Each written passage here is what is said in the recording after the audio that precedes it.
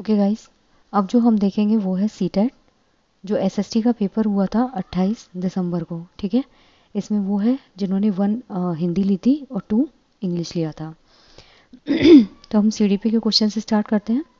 पहला क्वेश्चन यहाँ पूछा है, the physical development of a children is important as it also influences a child social and cognitive development. All aspects of developments are inter related in childhood and greatly influence each other. यहाँ पे बोला है बच्चों का जो शारीरिक विकास होता है वो महत्वपूर्ण होता है। क्यों? क्योंकि यह बच्चों के सामाजिक और संज्ञानात्मक विकास को भी प्रभावित करता है, और बचपन में जो विकास के सभी आयाम हैं वो एक दूसरे से जुड़े हुए हैं तथा एक दूसरे को बेहद प्रभावित करते हैं। तो इसका जो करेक्ट आंसर होगा that is your option number 1। क्यों? क्योंकि जो फिजिकल डेवलपमेंट होता है वो ज़रूरी है, बच्चा छोटी हाइट का तो नहीं रह सकता ना। और जो अगर आपका फिजिकल डेवलपमेंट प्रॉपर हो रहा है तो आपका सोशल और कॉग्निटिव डेवलपमेंट भी सही होगा। अगर आपकी तबीयत सही रहती है तो आप बाहर जाके लोगों से मिलते जुलते हैं, ठीक है, आपका पढ़ने में मन लगता है, आप किसी भी चीज़ की नॉलेज को ग्रेस्प करते हैं। और विकास के जितने भी आयाम हैं वो एक दूसरे से क्या है, जुड़े हुए होते हैं और एक दूसरे को प्रभावित करते हैं। शारीरिक विकास, सामाजिक विकास, संज्ञानात्मक विकास और संवेगात्मक विकास, ये सारे ही जो विकास के आयाम हैं एक दूसरे से जुड़े हुए हैं। ठीक है, तो ए और आर दोनों सही है and R is the correct explanation of A. विकास का कौन सा सिद्धांत यह सुझाता है कि विकास सिर से शुरू होता है और फिर शरीर के बाकी हिस्सों में आगे बढ़ता है?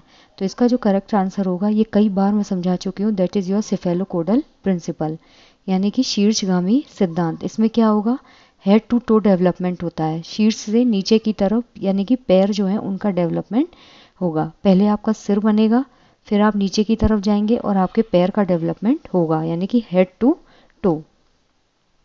नेक्स्ट है ओके, इसी में ही जो समीप दूराभिमुख सिद्धांत है इसे हम प्रॉक्सिमो डिस्टल थ्योरी बोलते हैं, यानी कि सेंटर टू पेरीफेरी।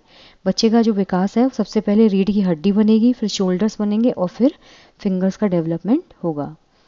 आनुवंशिक स्वभाव की पूर्व निर्धारित प्रकटीकरण की प्रक्रिया को संदर्भित करता है। क्या चीज़ जो है वो आनुवंशिक स्वभाव की जो पूर्व निर्धारित प्रकटीकरण है उसकी प्रक्रिया को संदर्भित करेगा? तो इसका जो करेक्ट आंसर होगा दैट इज़ योर मैच्योरिटी। जो मैच्योरेशन होता है वो प्री डिटरमाइंड होता है, ठीक है। जो जेनेटिक डिस्पोजिशंस होते हैं उनका मतलब पहले से ही निर्धारित, आनुवंशिक चीज़ें जो होती हैं उनको पहले से ही निर्धारित कर देगा, ठीक है। जैसे जैसे आप मैच्योर होंगे धीरे धीरे समझ में आने लगता है कि ये बच्चा पढ़ाई में कितना इंटेलिजेंट निकलेगा, ये आगे चल के बिजनेस कितना अच्छा संभालेगा, ठीक है। तो उसको जो डिनोट करेगा that is your maturity. So the option 1 is correct. इसके फोल्डिंग लेव वाइगोत्स्की की संरचना है। लेव वाइगोत्स्की की थ्योरी है जिसमें उन्होंने कहा था कि कोई भी बच्चा एम की ओर से नॉलेज लेकर अपने एक्चुअल डेवलपमेंट की तरफ जाता है। अनुकूलन आपका जीन पियाजे की थ्योरी है कि अडेप्टेशन जो है उसमें थोड़े बहुत चेंजेस होते हैं। समाजीकरण, समाज में रहकर समाज के नियमों का पालन करना। नेक्स्ट है जीन पियाजे के अनुसार निम्न में से कौन सा कारक जो है वो संज्ञानात्मक विकास की दिशा को निर्धारित करता है? परिपक्वता, अनुबंधन, सजा, क्रिया और सामाजिक अनुभव। तो जो जीन पियाजे हैं उन्होंने क्या बताया था कि कौन कौन से ऐसे फैक्टर्स होंगे जो आपके कॉग्निटिव डेवलपमेंट को डिसाइड करेंगे। तो इसका जो करेक्ट आंसर होगा that is your all. Maturity जो होती है वो भी आपके कॉग्निटिव डेवलपमेंट को डिसाइड करेगी। कैसे? जब आप धीरे धीरे बड़े होते जाते हैं, मैच्योर होते जाते हैं, तो चीज़ों को समझने की जो क्षमता है वो धीरे धीरे इम्प्रूव होती जाती है। अब पहली क्लास का बच्चा ज्योमेट्री तो नहीं समझेगा ना, लेकिन आपको उस लेवल तक मैच्योर होना पड़ेगा। अनुबंधन, चीज़ों के बीच में अनुबंधन स्थापित होना जरूरी है, यानी कि कंडीशनिंग। सजा, जब आप कोई गलती कर रहे होते हैं तो वो भी ज़रूरी होता है कि आपको पनिशमेंट मिले। क्रिया, क्रिया करना बहुत ज़रूरी होता है। सोशल एक्सपीरियंसेस, जो सोशल एक्सपीरियंसेस होते हैं that are also important part of the cognitive development. तो यहाँ पे पांचों जो हैं वो आपके सही होंगे, ठीक है। According to Jean Piaget, a child who believes that water when poured from one container to another gains or losses in quantity depending on the shape of the second container। मतलब जो जीन पियाजे की पूर्व संक्रियात्मक अवस्था है, यानी कि 2 से 7 साल, ठीक है। संवेदीगामक 0 से 2, पूर्व संक्रियात्मक 2 से 7, मूर्त संक्रियात्मक 7 से 11 एंड ऑपरेशनल संक्रियात्मक, अमूर्त संक्रियात्मक 11 से 15, ठीक है। इसमें बोला है कि जीन पियाजे जो हैं उन्होंने बच्चे की उस सोच के बारे में बताया है जब आप एक बीकर में मान लीजिए लंबाई में है, इसको आपने आधा भरा, और एक बीकर है जो चौड़ा है, उसको आपने आधा भरा लेकिन वो इतना ही आया, तो बच्चा ये सोचेगा कि इसमें जो है वो ज़्यादा पानी है, जबकि इसमें पानी जो है वो कम है। क्यों? क्योंकि उसको लेंथ का ज्ञान तो है लेकिन उसको विड्थ का ज्ञान नहीं है। तो ये जो है वो क्या चीज़ है? संरक्षण का कौशल नहीं है, वस्तु स्थायित्वता नहीं है, जीववादी सोच बच्चे के विचारों को सीमित करती है, बच्चा क्रमबद्धता की प्रक्रिया करने में अक्षम है। तो इसका जो करेक्ट आंसर होगा दैट इज़ योर, बच्चा जो है वो संरक्षण का कौशल नहीं जानता है। वस्तु स्थायित्वता होती है जो आपकी संवेदी गामक अवस्था होती है, यानी कि बच्चा जो है, जब आप माँ खिलौना छुपा देती है और बोलती है चिड़िया ले गया, लेकिन बच्चे को चीज़ का ज्ञान रहता है कि माँ ने छुपा दिया है। जीववादी सोच जो होती है, इसमें बच्चा निर्जीव चीज़ को भी जो है वो लिविंग मान के चलता है। क्रमबद्धता की प्रक्रिया कि आप कैसे एक सीरीज में चीज़ों को जमा सकते हैं, ठीक है। लेकिन ये जो थिंकिंग होती है दैट इज़ योर संरक्षण कौशल। ये पूर्व संक्रियात्मक अवस्था है जिसमें विकसित नहीं होता है। जीन पियाजे द्वारा दिए गए संज्ञानात्मक विकास के चरणों का सही क्रम क्या है? संवेदी चालक, पूर्व संक्रियात्मक, मूर्त संक्रियात्मक और अमूर्त संक्रियात्मक। तो ऑप्शन 1 जो है वो इसका करेक्ट होगा। संवेदी चालक 0 से 2, पूर्व संक्रियात्मक 2 से 7, मूर्त संक्रियात्मक 7 से 11 और अमूर्त संक्रियात्मक 11 से 15। नेक्स्ट है, नेहा खुद को अपनी माँ द्वारा लाई मिठाई जो मेहमानों के लिए है खाने से रोकती है कि अगर वो खाने में पकड़ी जा सकती है। कोलबर्ग के सिद्धांत के अनुसार नैतिक विकास की किस अवस्था में नेहा है? ठीक है, तो इसका जो करेक्ट आंसर होगा दैट इज़ योर सजा और आज्ञाकारिता।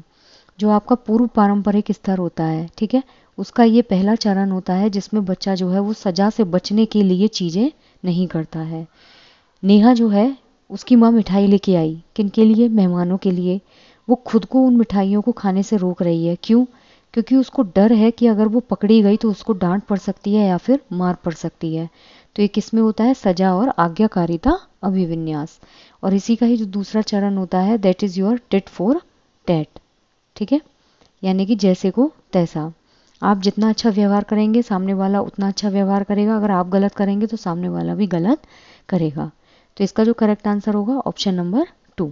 सजा से बचने के लिए जब आप कोई काम नहीं करते हैं तो वो कोलबर्ग की पूर्व पारंपरिक स्तर में होता है। किस सिद्धांत के अनुसार बच्चे अपने से ज़्यादा ज्ञान वाले समकक्षी या वयस्कों से अंतःक्रिया करके सीखते हैं? अपने से ज़्यादा ज्ञान वाला समकक्षी यानी कि मोर नॉलेजेबल अदर। और ये किसने दिया था? लेव वाइगोत्स्की ने, कि बच्चा जो है वो मोर नॉलेजेबल अदर जो है अपने से ज़्यादा ज्ञानी लोगों की मदद से शुरुआती मदद लेता है, जिसे हम बोलते हैं स्कैफोल्डिंग, पाठ ढांचा निर्माण या फिर आलंबन।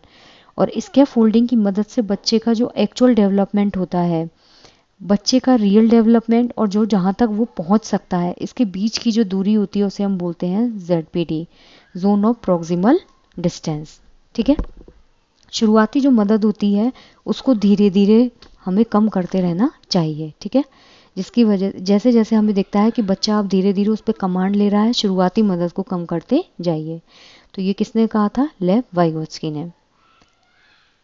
लेव वाइगोत्स्की के अनुसार निम्न में से किसकी संज्ञानात्मक विकास में सबसे महत्वपूर्ण भूमिका होती है? अनुकूलन, पुनर्वलन, सांस्कृतिक परिवेश और आनुवंशिकता। जो लेव वाइगोत्स्की हैं उनके अनुसार जो सांस्कृतिक परिवेश है वो कॉग्निटिव डेवलपमेंट में बहुत ज़्यादा ज़रूरी था। उन्होंने कहा था कि बच्चा समाज में रहकर के ही चीज़ों को सीख सकता है।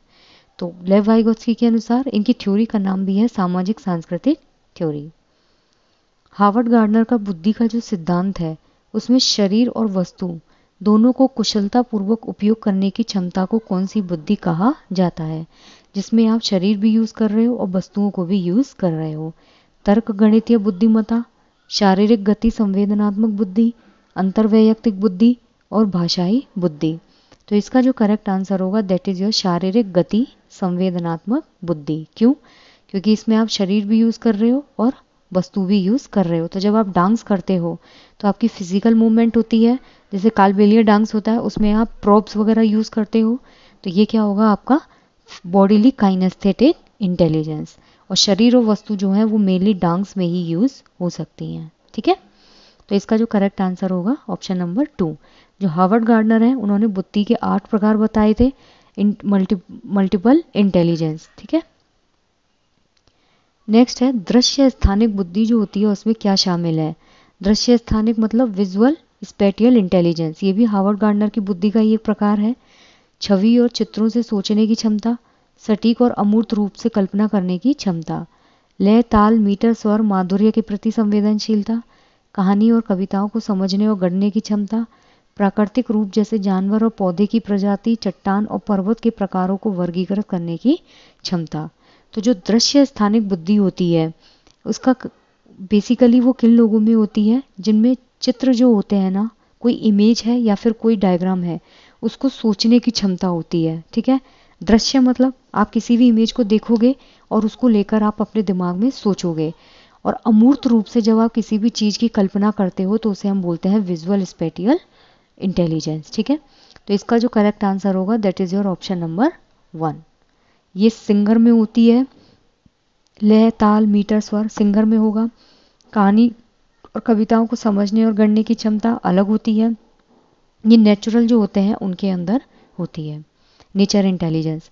अ teacher's remark to boys in a coeducation class, be strong and don't behave weakly like girls, would encourage.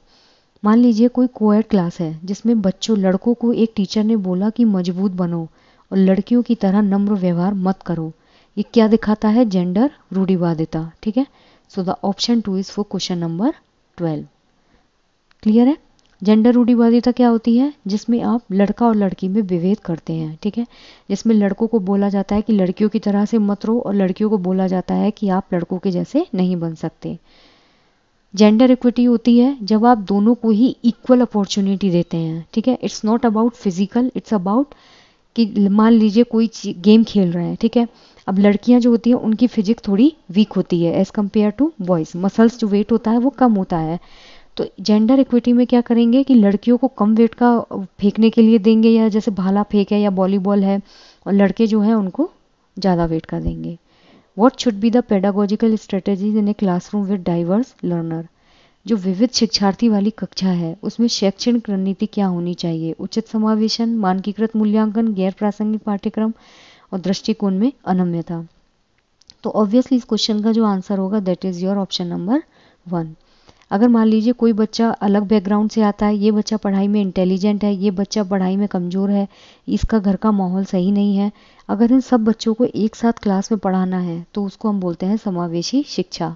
उसके लिए क्या होना चाहिए, उचित समावेशन। मानकीकृत पाठ्यक्रम नहीं, स्टैंडर्ड इवैल्यूएशन से आप सारी शैक्षणिक रणनीति नहीं हो सकती। अगर आप प्रोस्पेक्ट से हटके ही कोई करिकुलम पढ़ा रहे हैं, लेट सपोज आपको पढ़ाना है मैथ, ठीक है, और आपको पढ़ानी है क्लास 12th की मैथ, मैं ये ना पढ़ा करके आपको पोस्ट ग्रेजुएशन की जो मैथ है वो पढ़ाने लग जाऊं, तो एक कॉन्टेक्स्ट से हटकर हो गया। अगर आप अप्रोच में फ्लेक्सिबल नहीं हैं, ठीक है, बच्चों को देखने का जो नज़रिया है उसको लेकर अगर आप फ्लेक्सिबल नहीं हैं और रिजिड हैं, तो उस केस में क्या होगा, समावेशी शिक्षा नहीं हो पाएगी। सो द ऑप्शन 1 इज करेक्ट। सीखने के लिए मूल्यांकन का एक महत्वपूर्ण पहलू क्या है। असेसमेंट फॉर लर्निंग जो होता है वो होता है आपका फॉर्मेटिव असेसमेंट के लिए। जो फॉर्मेटिव असेसमेंट होता है ये समय समय पर दिया जाता है और ये ड्यूरिंग द प्रोसेस होता है। जैसे आप क्लास में कोई चीज़ पढ़ा रहे हैं, अगर बच्चा कहीं लैग कर रहा है तो आप बच्चे को तुरंत फीडबैक देंगे और उसको बताएंगे कि कहाँ कहाँ उसको इम्प्रूवमेंट की ज़रूरत है। मूल्यांकन की किसी एक ही रणनीति से बच्चे की प्रगति और अधिगम की पूरी जानकारी का पता किया जा सकता है। सीखने में होने वाले बदलाव का अवलोकन करता है, बच्चों की व्यक्तिगत और विशिष्ट ज़रूरत को नहीं पहचानता, मानसिक मंदबुद्धि वाले बच्चों की पहचान करने में मदद करता है। तो इसका जो करेक्ट आंसर होगा, ये सीखने में होने वाला जो बदलाव है उसका क्या करता है, अवलोकन करता है। मान लीजिए कोई बच्चा मैथ पढ़ रहा है और आपको पता है कि उसको ट्रिग्नोमेट्री में कहाँ दिक्कत आ रही है, तो आप क्या करेंगे, जब आप पढ़ा रहे हैं उसी दौरान बच्चे के जो कमी है उसको दूर करके उसका उपचार करेंगे। तो ये होता है सीखने में होने वाले बदलाव का अवलोकन। पहले आप बच्चे को डायग्नोस करेंगे कि एग्जैक्टली उसको दिक्कत आ कर रही है और फिर उसको क्या करेंगे, रेमेडी देंगे। That is your option number 2। मूल्यांकन का उद्देश्य क्या होना चाहिए, भय और तनाव पैदा करना नहीं, असुरक्षा और हीनता की भावना पैदा करना नहीं, छात्रों के बीच तुलना करना नहीं, सीखने और सीखने की प्रक्रिया में सहायता करना। जो इवैल्यूएशन होता है उसका मेन पर्पज़ ही यही होता है कि आप कितना ज़्यादा बच्चे को सिखा सकते हैं और बच्चे आपस में पीयर ट्यूरिंग के माध्यम से चीज़ें सीख सकते हैं। सो द ऑप्शन 4 इज़ करेक्ट। समावेशी शिक्षा से केवल विशेष बच्चे ही लाभान्वित होते हैं? नहीं, समावेशी मतलब जो सभी को समावेशित कर ले। कोई बच्चा इंटेलिजेंट है, कोई अमीर घर से आता है, कोई छोटे घर से आता है, कोई स्पेशल नीड वाला बच्चा है, कोई गरीब घर से आता है, सारे बच्चों को आप एक ही प्लेटफॉर्म पे रखेंगे। समावेशी शिक्षा की अवधारणा इस दर्शन पर आधारित है कि केवल कुछ बाध्यता वाले शिक्षार्थियों की ज़रूरत को ही पोषित किया जाए। ये भी क्या है, यहाँ गलत है।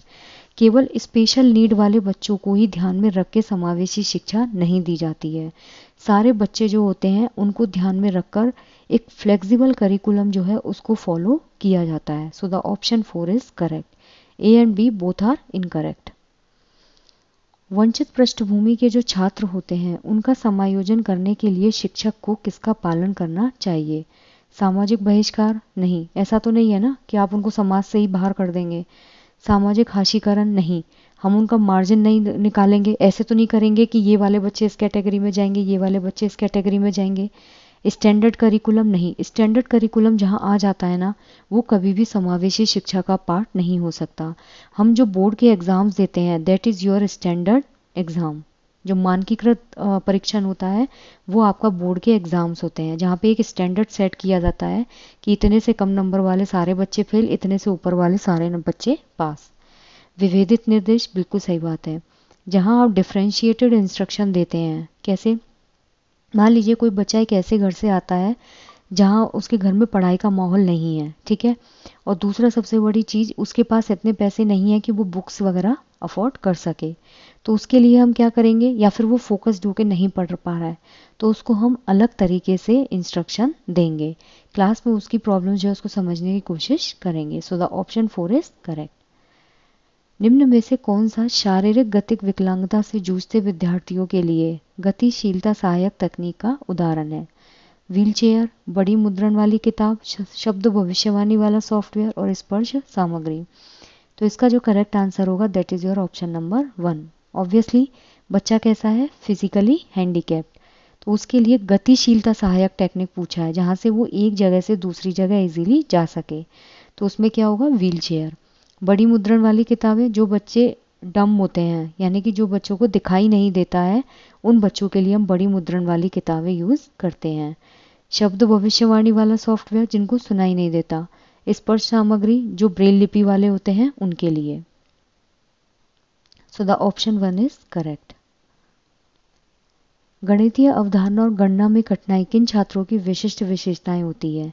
कंप्लीटली ये चीज़ जो होती है जहाँ पे बच्चे को कैलकुलेशन में प्रॉब्लम आती है और जो मैथमेटिकल कॉन्सेप्ट्स हैं उनको वो नहीं समझ पाता। मान लो किसी क्वेश्चन में प्लस करना है, वो उसको क्या करेगा, मल्टीप्लाई कर देगा। कहीं डिवाइड करना है तो वो उसको क्या करेगा, सब्सट्रैक्ट कर देगा। तो ये चीज़ होती है डिसकैलकुलिया, ठीक है। डिसलेक्सिया जो होता है उसमें बच्चे का जो पठन विकार होता है वो खराब होता है, मतलब बच्चा चीज़ों को पढ़ना नहीं जानता है, रीडिंग में प्रॉब्लम होती है। फोनेटिक्स जो होते हैं वो उसके क्लियर नहीं होते, वो लक्स को लुक्स बोलेगा, गॉड को डॉग बोलेगा, वॉस को सौ बोलेगा। लेखन वैफल्य जो होता है इसमें बच्चा लिख नहीं पाता है, उसको मॉर्फोलॉजी जो है उसका ज्ञान नहीं है, कौन सा लेटर कैसे निकला है, बहुत मेस्ड अप राइटिंग होती है। ऑटिज्म जो होता है वो सीवियर इंट्रोवर्ट बच्चे होते हैं जो सिर्फ खुद में ही लीन रहते हैं, उनको समाज से कोई मतलब नहीं होता और ये एक ही चीज़ को बार बार रिपीट करते रहेंगे। सो the option 1 is correct. Next है, रचनात्मक बच्चों की विशिष्ट पहचान विशेषताओं में शामिल है। पहली बात तो जहाँ पे क्रिएटिव बच्चा आ जाता है वो कैसा होगा, डाइवर्जेंट थिंकर होगा, ठीक है। वो चीज़ों को जल्दी जल्दी सीखने की कोशिश करेगा। अगर आप किसी भी टॉपिक को ज़्यादा स्ट्रेच करेंगे तो वो बोर होने लगेगा। रिजिडिटी फॉर आइडियाज़, विचारों के लिए अनम्यता, जटिलता के लिए वरीयता, कन्वर्जेंट थिंकिंग, ऊब के लिए उच्च सहिष्णुता। तो इसका जो करेक्ट आंसर होगा that is your option number 1। इनमें क्या होता है, जो आइडियाज़ होते हैं ना उसके लिए रिजिडिटी होती है, ठीक है। सॉरी, आई थिंक कुछ गलत बता दिया, इसका होगा option number 3, preference for complexity. विचारों के लिए अनम्यता नहीं, ये रिजिड नहीं होते, ये क्या करते हैं, आइडियाज़ को अलग अलग तरीके से सोचते हैं। ऐसा नहीं कि कोई भी क्वेश्चन है उसको वो एक तरीके से ही सॉल्व करेंगे।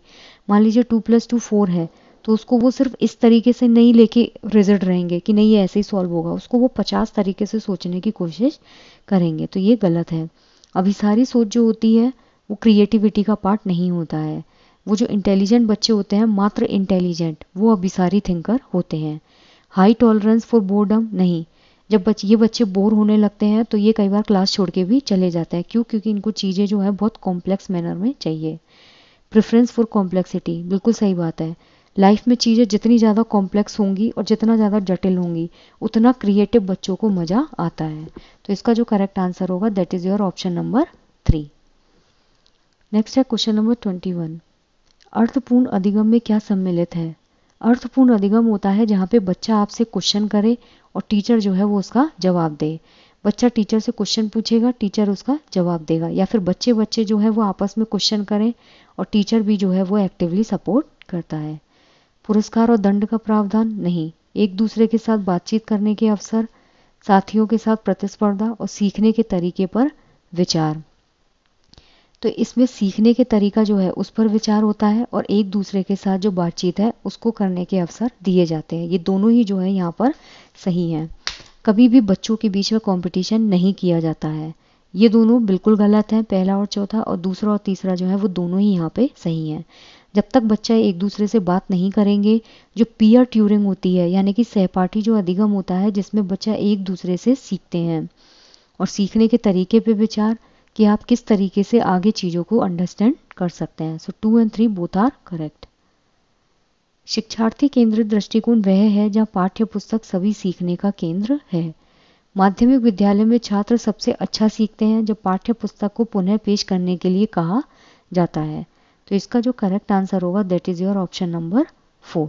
यहाँ पे दोनों ही जो है वो गलत है। पहली बात, जो शिक्षार्थी केंद्र दृष्टिकोण होता है जहाँ आप बच्चे को बीच में रख रहे हैं, वहाँ पाठ्य पुस्तक सीखने का केंद्र नहीं होता। ठीक है, पाठ्य पुस्तक जहाँ होगी वहाँ टीचर सेंटर में होता है। माध्यमिक विद्यालय जो है उसमें छात्र सबसे अच्छा तब सीखते हैं जब बुक जो होती है उसको वापस से पेश करने के लिए कहा जाता है। नहीं, बच्चा तब सबसे अच्छा सीखता है जब उसको लर्निंग बाय डूइंग से सिखाया जाता है। ठीक है, जब बच्चा खुद करके सीखता है तो वो चीज़ों को बहुत ईजी तरीके से और लॉन्ग लास्टिंग वे में सीखता है। ठीक है, आई जस्ट होप कि आपको ये चीज़ें क्लियर हुई है। अब हम नेक्स्ट क्वेश्चन पे चलेंगे। नेक्स्ट है आपका क्वेश्चन नंबर 23। यहाँ पे पूछा है एक सामाजिक जो रचनात्मक कक्षा होती है उसमें अधिगम बच्चों के व्यवहार में स्थायी रूप से मापने योग्य परिवर्तन है। नहीं, जो सोशियो कंस्ट्रक्टिविस्ट थ्योरी होती है ये लेव वाइगोत्स्की ने दी थी कि बच्चा समाज में समाज के लोगों के द्वारा समाज के बीच में रह के सीखता है। ज्ञान के सह निर्माण की प्रक्रिया है, बिल्कुल सही बात है। इसमें जो बच्चा होता है वो नॉलेज को कंस्ट्रक्शन यानी कि सह निर्माण की एक प्रोसेस होती है। एक उद्दीपन और प्रतिक्रिया के युग्म से होता है। नहीं, ये थॉर्नडाइक की थ्योरी थी, एसआर थ्योरी। तब होता है जब छात्रों को सकारात्मक पुनर्वलन पेश किया जाता है। नहीं, ये बीएफ स्किनर की थ्योरी थी। लेकिन यहाँ पे सही जो स्टेटमेंट है वो है ज्ञान के सह निर्माण की एक प्रक्रिया होती है। जब आप समाज, मान लीजिए कोई रचनात्मक क्लास चल रही है, ठीक है, तो यहाँ पे आप एक बच्चा है जो ड्राइंग अच्छी करता है, एक बच्चा है जो म्यूजिक अच्छा गाता है, तो उस केस में क्या होगा, आपको ज्ञान का निर्माण धीरे धीरे होता चलेगा। ठीक है, that is called your socio constructivist theory. So the option 2 is correct. Next है क्वेश्चन नंबर 24। यहाँ पे पूछा है अधिगम के लिए उचित कक्षा वातावरण का आधार होना चाहिए। अनुकूलन और पुनर्वलन के सिद्धांत, प्रतिस्पर्धा और व्यक्तिवाद, सहयोग और सकारात्मकता, और पृथक्कीकरण और नामीकरण। तो इसका जो करेक्ट आंसर होगा that is your option number 3। जो कोऑपरेटिव बच्चे होते हैं यानी कि जहाँ कॉपरेशन होता है, एक बच्चा दूसरे बच्चे की मदद कर रहा है, टीचर इस बच्चे की मदद कर रहा है, ये बच्चा इसकी मदद कर रहा है, ये किसी दूसरे की मदद कर रहा है, तो जहाँ पे कॉपरेशन होता है वहाँ पे क्लासरूम एनवायरनमेंट बहुत प्रेफरेबल होता है। और सहकारात्मकता यानी कि कोलैबोरेशन, जहाँ एक बच्चा दूसरे की मदद से आगे बढ़ता है। तो option 3 is correct. Principles of conditioning and reinforcement, ये पावलोव और स्किनर थ्योरी है। कंपटीशन जहाँ हो जाएगा वहाँ उचित कक्षा वातावरण हो ही नहीं सकता। सेग्रीगेशन, बच्चों को अलग अलग कर देना, नहीं होगा। नेक्स्ट है क्वेश्चन नंबर 25। मध्य विद्यालय के जो बच्चे हैं उनको सहज अनुमान लगाने के लिए प्रोत्साहित करना और उन्हें विभिन्न तरीके की तलाश करने के लिए प्रोत्साहित करना समस्या समाधान कौशल को बढ़ावा देने के लिए प्रभावी रणनीति है, क्योंकि बच्चे विभिन्न दृष्टिकोण की चर्चा और सोच की प्रक्रियाओं के माध्यम से सीखते हैं। तो यहाँ पे जो करेक्ट आंसर होगा that is your option number A, क्योंकि ए भी सही है और आर भी सही है। क्यों? क्योंकि जो मिडिल स्कूल के बच्चे होते हैं, 9th और 10th क्लास के जो बच्चे होते हैं, उनको अगर अनुमान लगाना है, किसी भी चीज़ को लेके सोचना है, तो उसके लिए उनको मोटिवेट करना पड़ेगा और उनको डाइवर्जेंट थिंकर बनाना पड़ेगा कि आप किस तरीके से इस प्रॉब्लम को सॉल्व कर सकते हैं। अलग अलग तरीके तलाश करने पड़ेंगे, उसके लिए भी उनको मोटिवेट करना पड़ेगा। और जो प्रॉब्लम सॉल्विंग स्किल है उसको ये चीज़ इफ़ेक्टिव करने के लिए एक प्रभावी रणनीति होती है, क्योंकि बच्चे जो होते हैं वो अलग अलग पॉइंट ऑफ व्यू जो होता है उसकी सोच की प्रक्रियाओं के माध्यम से ही सीखते हैं। So both are correct. कक्षा में जो प्रश्न होते हैं वो केवल छात्रों द्वारा पूछे जाने चाहिए और सिर्फ शिक्षक द्वारा उत्तर दिया जाना चाहिए। केवल शिक्षक प्रश्न पूछे और सिर्फ छात्र उत्तर दे, किसी की कोई भी ना पूछे और जवाब ना मिले। छात्र और शिक्षक दोनों पूछें और उत्तर दिए जाने चाहिए। सो द ऑप्शन 4 इज करेक्ट, कि क्लास में जो क्वेश्चंस होते हैं वो टीचर और स्टूडेंट्स दोनों के द्वारा पूछे जाने चाहिए। बच्चा टीचर से पूछे और टीचर बच्चों से, और जो आंसर्स हैं वो भी दोनों के द्वारा दिए जाने चाहिए। तो इसका जो करेक्ट आंसर होगा that is your option number 4। Next है क्वेश्चन नंबर 27। विद्यार्थियों में जो आंतरिक अभिप्रेरणा होती है उसको कैसे बढ़ाया जा सकता है? जो इंटरनल मोटिवेशन होता है उसके लिए ज़रूरी है कि आप खुद में ही चीज़ों को करें, भौतिकवादी पुरस्कार प्रदान करके नहीं। ये क्या होता है? एक्सटर्नल मोटिवेशन, जहाँ पे आप बच्चों को फिजिकल मटेरियलिस्टिक चीज़ें दे रहे हैं। नेगेटिव रीइंफोर्समेंट नहीं, दंड के भय द्वारा नहीं, लेकिन सीखने की खुशी पर ध्यान केंद्रित करके बच्चों को सिखाया जा सकता है। ये चीज़ जो होती है this is the part of internal motivation, कि जब आप किसी चीज़ को सीख जाते हैं तो एक अंदर जो खुशी होती है, मान लीजिए किसी को मैथ का कोई टॉपिक नहीं आ रहा था या साइंस का कोई टॉपिक नहीं आ रहा था, लेट सपोज अगर आप फुटबॉल नहीं सीख पा रहे थे और जब आप फुटबॉल सीख जाते हैं तो अंदर आपको जो खुशी होती है that's a part of intrinsic motivation. मध्य विद्यालय के छात्र किन प्रक्रियाओं के द्वारा ज्ञान का निर्माण करते हैं और अर्थ निकालते हैं? यानी कि 9th और 10th क्लास के बच्चे जो हैं वो कौन सी प्रोसेस है जिसके द्वारा ज्ञान का निर्माण खुद करते हैं और फिर उसका अर्थ निकालते हैं? सक्रिय अन्वेषण, अमूर्त समस्याओं पर काम करना, पूछताछ और प्रयोग, और शिक्षक और साथियों के साथ बातचीत। तो इसका जो करेक्ट आंसर होगा that is your option number 4। ये सारी चीज़ें करते हैं। 9th-10th क्लास के बच्चे एक्टिवली चीज़ों को खोजेंगे, जो चीज़ें अमूर्त हैं, जो दिख नहीं रही हैं, उन समस्याओं पर काम करेंगे, पूछेंगे भी और प्रयोग भी करेंगे, और शिक्षक और साथियों के साथ बातचीत करेंगे। सो the option 4 is correct. Next है क्वेश्चन नंबर 29। टीचर को चाहिए कि वे बच्चों की जो योग्यता है उसको और असफलता को किसके रूप में सोचने के लिए प्रोत्साहित करें। ठीक है, तो इसका जो करेक्ट आंसर होगा दैट इज कि जो योग्यता है बच्चों की उसको तो वृद्धिशील और असफलता जो है उसको सुधार के अवसर के रूप में प्रोत्साहित करें। मान लीजिए अगर कोई बच्चा क्लास में गलती कर भी देता है तो ये नहीं कि उसको डिमोरलाइज कर दे कि वो कभी अब सीख ही नहीं पाएगा। जो मिस्टेक्स होती हैं they are always the part of learning. तो जो असफलता है उसको सुधार का अवसर के रूप में सोचें। अगर हम किसी एग्ज़ाम में फेल हो जाते हैं तो ये तो नहीं ना कि हम दोबारा वो एग्ज़ाम देते ही नहीं हैं, हम एनालाइज करते हैं कि हम कहाँ लैग कर रहे थे। तो बच्चे की योग्यता को हमेशा वृद्धिशील, ठीक है, यानी कि इंक्रीमेंटल, आगे बढ़ने वाला। So option 2 is correct. स्थायी, शर्मनाक और अपमानजनक नहीं, स्थायी और सुधार के अवसर के, ये स्थायी नहीं होती है। बच्चों की जो योग्यता होती है वो स्थायी नहीं होती है। वृद्धिशील, शर्मनाक और अपमानजनक नहीं, असफलता कभी भी शर्मनाक और अपमानजनक नहीं होती। नेक्स्ट है question number 30। What would be a contributing factor for children's academic failure? जो एकेडमिक फेल्योर होता है उसके लिए कौन सा कारक रिस्पॉन्सिबल है? सहयोगात्मक शिक्षा, समावेशी शिक्षा, गैर प्रासंगिक पाठ्यक्रम और सार्थक अधिगम। अगर इस क्वेश्चन के ऑप्शंस आप ढंग से देखेंगे तो आपको आंसर अपने आप मिल जाएगा, गैर प्रासंगिक पाठ्यक्रम। अगर आप सहयोग करके एजुकेशन ले रहे हैं, सहयोगात्मक शिक्षा से कभी भी फेल्योर नहीं होता है। समावेशी शिक्षा, फेल्योर नहीं होगा। सार्थक अधिगम नहीं होगा। लेकिन जब आप कॉन्टेक्स्ट के बाहर जाके किसी को कोई चीज़ पढ़ा रहे हैं, ठीक है। मान लीजिए पढ़नी आपको बायो है और आप पढ़ रहे हैं हिंदी, तो वो क्या होगा, गैर प्रासंगिक पाठ्यक्रम, और उसमें आपको सफलता कभी भी नहीं मिलेगी। आई जस्ट होप गाइस कि आपको ये क्वेश्चंस क्लियर हुए हों। अगर कोई भी डाउट है तो कमेंट सेक्शन में आप पूछ सकते हैं। Thank you.